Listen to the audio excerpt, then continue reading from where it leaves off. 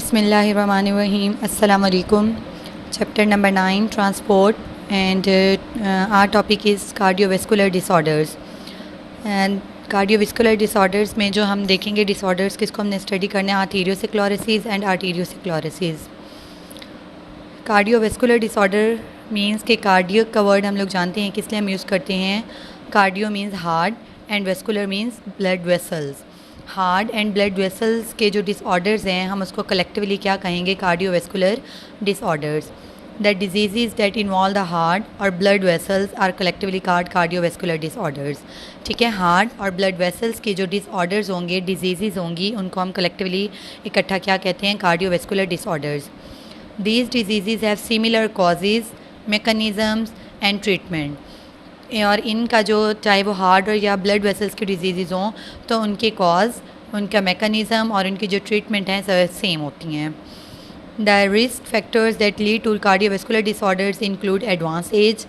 ज़्यादा जो है ये कार्डियोवैस्कुलर डिसऑर्डर्स के क्यों होते हैं, मोस्टली एडवांस एज, जब ज़्यादा एज हो जाए, डायबिटीज़, शुगर के मरीज़ों में, high blood concentration of low density lipids यानी कोलेस्ट्रॉल लेवल्स जब इंक्रीज़ हो जाएं, एंड ट्राइग्लिसराइड्स जैसे कि हम लोग जानते हैं ग्लिसरॉल का मालिक्यूल जब 3 फैटी एसिड मालिक्यूल से बाउंडेड हो तो हम उसको क्या कहेंगे, ट्राइग्लिसराइड्स। ठीक है, अब इसमें ऑयल, फैट्स, लिपिड्स वगैरह, और ये किस लिए यूज़ होते हैं, एनर्जी स्टोर करने के लिए। तो ट्राइग्लिसराइड्स वगैरह, टोबैको स्मोकिंग यानी सिगरेट तंबाकू नोशी, हाई ब्लड प्रेशर, हाइपरटेंशन जब बहुत ज़्यादा ब्लड प्रेशर ज़्यादा रहे, ओबेसिटी मोटापा, एंड सीडेंट्री लाइफस्टाइल यानी सुस्त लाइफस्टाइल, जो ज़्यादा लोग मोस्टली बैठे रहते हैं, उन्हें वो क्या नहीं करते, चहलकदमी नहीं करते, सुस्त लाइफस्टाइल जो है, ये सारी कॉजेज़ हैं, ये सारे फैक्टर्स हैं जो कार्डियोवैस्कुलर डिसऑर्डर्स की वजह बनते हैं। अब हम देखते हैं कि ये डिजीज़ कौन कौन सी हैं। एक हमने कहा आर्थीरियोस्क्लेरोसिस और arteriosclerosis. Atherosclerosis and arteriosclerosis are the disease of arteries, यानी आर्टीरियो एंड आर्थीरियो दोनों जो हैं वो किससे रिलेटेड हैं, आर्टरीज से रिलेटेड जो डिज़ीज़ है हम उसके बारे में पढ़ेंगे।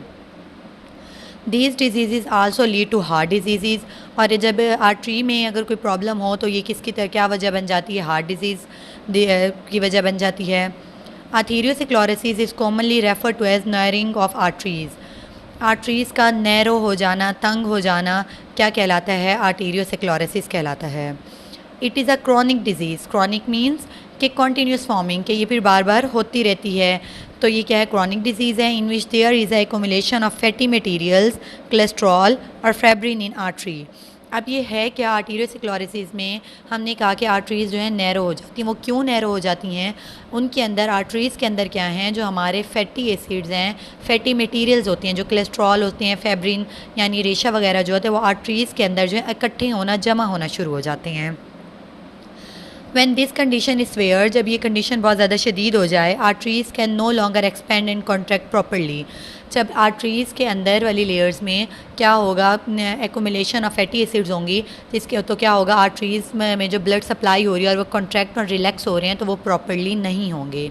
And blood moves through them with difficulty, और जिसकी वजह से ब्लड का रास्ते में रुकावट होने की वजह से ब्लड जो है मुश्किल से उन आर्टरीज़ के अंदर से फ़्लो करेगा। Accumulation of cholesterol is the prime contributor to arteriosclerosis. Cholesterol का आर्टरीज़ के अंदर इकट्ठा हो जाना, जमा हो जाना मेन वजह है आर्टीरियोस्क्लेरोसिस का। It result in the formation of multiple deposits called plaques, जिसकी वजह से क्या होता है कि आर्टरीज़ के अंदर ही बहुत सारी डिपॉजिट्स हो जाती हैं और वो क्या बना देती हैं, एक लेयर्स बना देती हैं, जिनको अब क्या कहते हैं, सारी कोलेस्ट्रॉल लेवल्स इकट्ठा होकर आर्टरी के अंदर क्या बना देती हैं, प्लेक्यूज़ यानी पीसीज़ या प्लेट्स कह दें। ये क्या हो जाएगी, कोलेस्ट्रॉल्स की आर्टरीज़ के अंदर पीसीज़ प्लेट्स बन जाएंगी।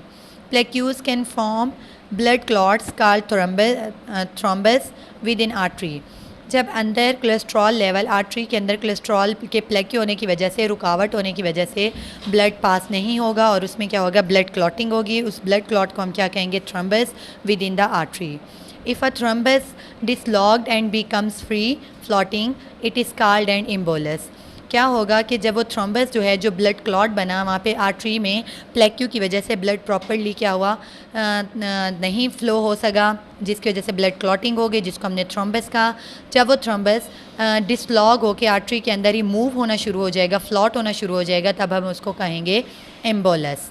ठीक है, एम्बोलस जो है रुकावट पैदा करता है ब्लड के क्या करने में, सर्कुलेट होने में, ब्लड के मूव होने के लिए। आर्टीरियोस्क्लेरोसिस क्या है, is a general term describing any hardening of arteries. अब आर्टरीज़ के अगर हार्ड हो जाएं तो उसको हम क्या कहेंगे, आर्टीरियोस्क्लेरोसिस कहेंगे। अब ये हार्ड क्यों होती हैं arteries? It occurs when calcium is deposits in the walls of arteries. Arteries की वॉल्स के अंदर जब कैल्शियम डिपॉजिट होना शुरू हो जाए, कैल्शियम की लेयर्स बनना शुरू हो जाएँ, तो उसकी वजह से क्या होगा, आर्टरी जो है हार्ड होना शुरू हो जाती हैं। It can happens when arteriosclerosis is swear, यानी जब कोलेस्ट्रॉल लेवल वगैरह जिसकी वजह से आर्टीरियोस्क्लेरोसिस हो रही है, वो जब स्वेयर हो जाएगा तो फिर क्या होगा, वो किसकी तरफ ले जाएगा, आर्टीरियोस्क्लेरोसिस की तरफ ले जाएगा। It has been estimated that cardiovascular disorders are the major cause of sudden non-accidental death in developing as well as developed and as well as developing countries.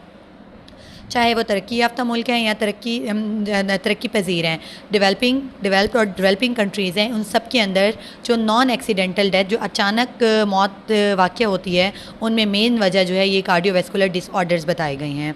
और उनकी कॉजेज़ क्या हैं, यही सारी जो हम लोगों ने देखी, cholesterol level, hypertension, obesity, sedentary lifestyle.